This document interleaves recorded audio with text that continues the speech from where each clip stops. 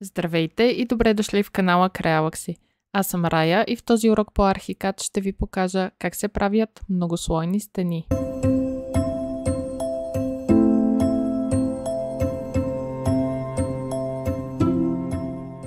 Избирам инструмента за изчертаване на стени и горе в лентата с настройките избирам Settings, за да отворя прозореца с настройките за инструмента стена. Тук най-отгоре в дясната част мога да избера какъв тип стена да използвам.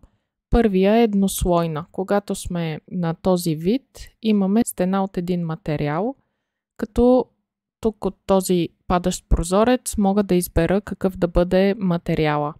Дали ще е зидария, бетон и така нататък. Избирам от тази библиотека. Когато избера втория вариант да бъде многослойна стена, вече имам комбинация от тези материали. Когато отворя това падащо меню, имам най-различни стени, от които мога да избера. Например, външна тухлена стена плюс топлоизолация. А тук отдясно виждам каква е общата дебелина на стената. Когато избера този вид стена, тук прозорчето става неактивно, защото дебелината на стената на различните слоеве е избрана предварително. По подразбиране имаме записани различни стени в библиотеката на Archicad, но ние можем да създаваме и собствени. Тук съм създала моя собствена библиотека с стени, които съм написала на български език. Ако вие използвате стандартния шаблон на Archicad, ще ги виждате на английски език и доста по-малко. Но да видим сега как може да си направите ваша собствена библиотека с стените, които ви трябват. Натискам тук ОК и отивам ето в това меню с атрибутите. Ако не го виждате, тук горе е закачено на лентата с бутоните. Натиснете на празното пространство с десния бутон на мишката и тук ще ви се покажат всички менюта, които можете да изкарате. Тези, които са с тикче, вече са изкарани тук, а на нас ни трябва ето това Attributes, където са основните инструменти, които ми трябват за създаване на материали и многослойни стени. Двата бутона, които ще ни трябва днес, са ето този Building Materials, където създаваме отделните материали, и Composites, където създаваме различните съчетания от материали да направим многослойните стени. Първо ще отворя Building Materials и ще създадем един нов материал. От лявата страна се виждат всички материали, които имаме. Мога да избера материал, който се доближава до материала, който искам да направя и да натисна тук бутончето New, създаване на нов. То ме пита дали искам да направя копие на този материал, който е избран или съвсем нов. Аз ще направя копие, за да останат някои от настройките, като изгледа на материала в план или разрез. И тук само ще сменя името.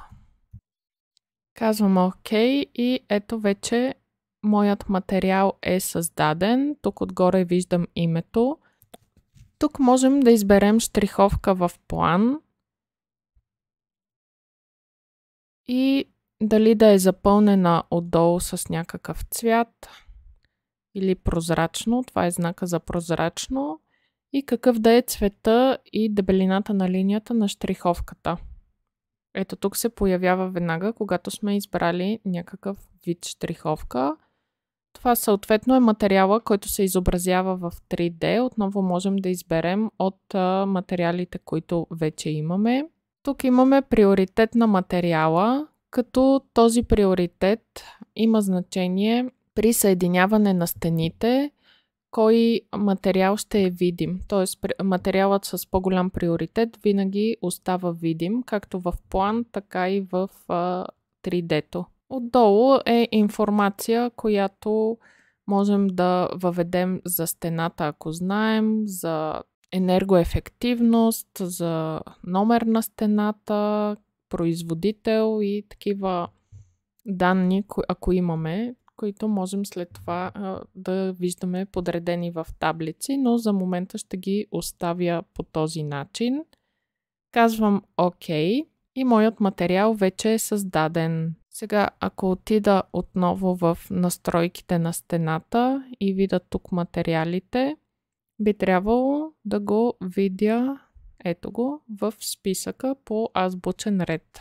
След като съм направила всички материали, които ще ми трябват за стената, отварям следващия прозорец, където ще направя съчетание от материали. Ето тук, когато разгледаме различните материали, когато го избера тук, от тази страна се вижда как той изглежда в разрез и какви са слоевете, които са зададени. Тези слоеве са от материалите, които направихме преди малко. Сега ще направя една нова стена, която е с тухлен зид 25 см, топлоизолация, външна фасадна мазилка и вътрешна мазилка, да има повече слоеве. Ще си избера една стена за основа. Ето примерно тази външна тухлена стена с топлоизолация. И ще създам нова, като ще добавя плюс фасадна мазилка. Казвам ОК. Най-отгоре ни дава в коя стена гледаме и коя променяме. Тук можем да изберем с кои инструменти да използваме този многослоен материал, който сме направили. В момента е избрано само стени и мога да използвам само стени с това съчетание от материали. Мога да избера и плочи, покрив и черупкови конструкции. Но тези по-рядко се използват. За момента ще оставя само стени и плочи. Тук отдолу вече избираме материалите. Задаваме на всеки материал каква дебелина да има, като тук ни смята общата дебелина на всички материали. Между всички материали имаме линии. Ето, когато натисна тази линия, тук стрелката се променя и мога да видя за коя линия се отнася цвета и дебелината, които задавам. Ето, ако задам оранжева, примерно, тук горе виждам каква е дебелината. Оранжев цвят 0,20. Тази линия така ще изглежда в план. Ще върна на черна тънка линия. И сега, тъй като искам след топлоизолацията да имам и фасадна мазилка, ще добавя един материал. Материал се добавя от тук, Insert Skin. И ето отдолу ми копира този, който бях избрала. Сега вместо топлоизолация ще вляза в материалите и ще потърся фасадна мазилка. Ако имате така много имена, тук също може да се пише. Мога да избера примерно минерална мазилка и избирам примерно 5 см. Сега ако дойда тук, ще добавя материал. Ето още веднъж. По погрешка сега добавих два материала отгоре. С Remove Skin мога да махна единия. А тук да избера вътрешна мазилка или шпакловка. Примерно такава и да кажа 3 см. Ето, вече когато съм задала тук дебелината на различните материали, отдолу ми смята, че тази стена ще бъде 45 см. Тези тикчета тук са за напречните линии, които се виждат, като вече тук можем най-външната линия да се изобрази с по-дебела линия, примерно 35 в случая. Тази си е 35. Да, тези напречните всички да бъдат 35. А линиите, които са между отделните материали, да ги направим съвсем тънки, за да може да се вижда и самия материал. Защото тук разстоянието е много малко и ако сложим дебели линии, няма да се вижда материала. Да, значи всички външни ги правим по-дебели, а вътрешните по-тънки. В този начин след малко ще видим, когато начертаем стената, как ще изглежда. Казвам ОК и отивам пак в Settings, избирам многослойна стена и сега ще потърся, ето я, външна тухлена стена, топлоизолация и фасадна мазилка, 45 см. Избирам този материал, казвам ОК.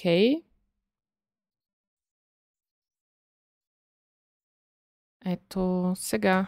Виждам тук, че всичките са по-дебели линии, външния контур на стената. Само ето тук не съм забравила да смена. Затова отново ще се върна в настройките за слоевете. И ето това е топлоизолацията. Тук виждам, че е останала на 0.25. Ще го смена на 0.35.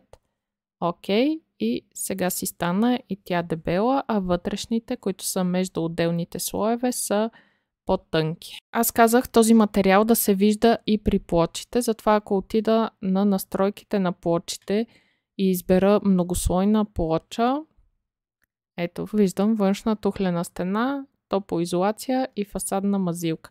Тук виждате, че списъка е доста по-малък, отколкото при стените, защото повечето от материалите са нагласени да се виждат само при стените. При покрива казах, че не го искам да се вижда този материал.